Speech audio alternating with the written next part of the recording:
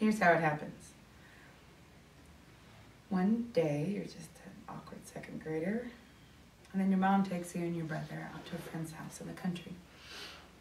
You get out of the car, and there's this yellow dog wagging his tail at you. Your mom and your brother go to ring the doorbell, and you get down on your knees to greet this friendly dog, and you're petting him. All of a sudden, the dog snaps his jaws, and your life as you know it ends. It happened so fast, you don't really know what happened. It felt like a sharp pinch.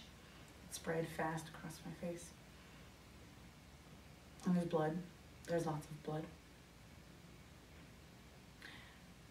You yell to your mother and run towards her, and she turns to you, and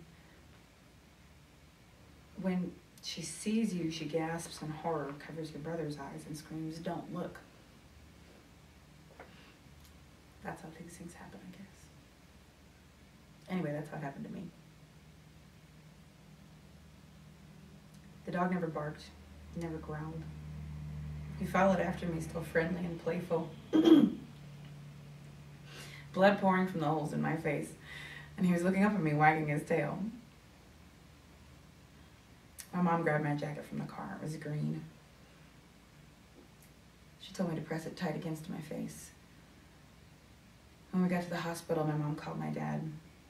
They'd been divorced for about 2 years at that point, so the fact that they were talking to each other made me realize how worried they were about me. The nurses were coming in, mopping up blood, asking questions, trying to establish how much of my face was there, and whether the nerve endings were still alive.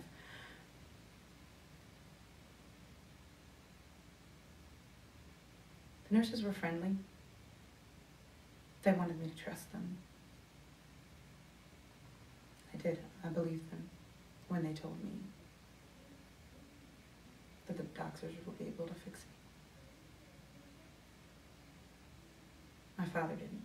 He couldn't look directly at me. I kept staring at a space on the wall above me. He kept on repeating, "You're being very brave." I didn't feel brave. I was still crying, but quietly. I was pressing cotton against my face, just wanting it all to be over. I just wanted to go home. Then I was lying on a table, squinting up at a bright light above me, and the doctor was spreading something cold and blue on my face. He was telling me that it would numb my face so I wouldn't be able to feel the stitches. And I didn't feel the stitches, but if I looked out of the corner of my right eye, I could see it. The silver needle going up and down. So I don't look. They keep talking to me. Half the time I don't understand what they're saying, and the other half, they're telling me how brave I am.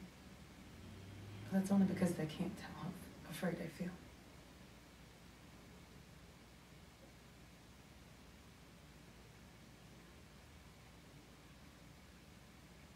What I remember most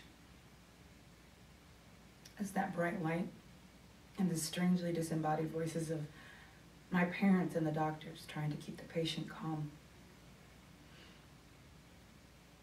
You can't move, or they'll mess up the stitches. You can't cry at all. They keep saying, "It'll all be over soon." They lied. I was conscious the entire time. I was awake while they sewed my face back together. When they finally let me see myself, when they gave me a mirror, I had prepared myself for a Halloween mask, for a nightmare, for a horror movie. But they cleaned away all the blood, and there was just a neat row of stitches. I was relieved. So I went home to heal up for a couple of weeks, drank all the purple grape soda I wanted, and then I went back to school. And then the real trauma started.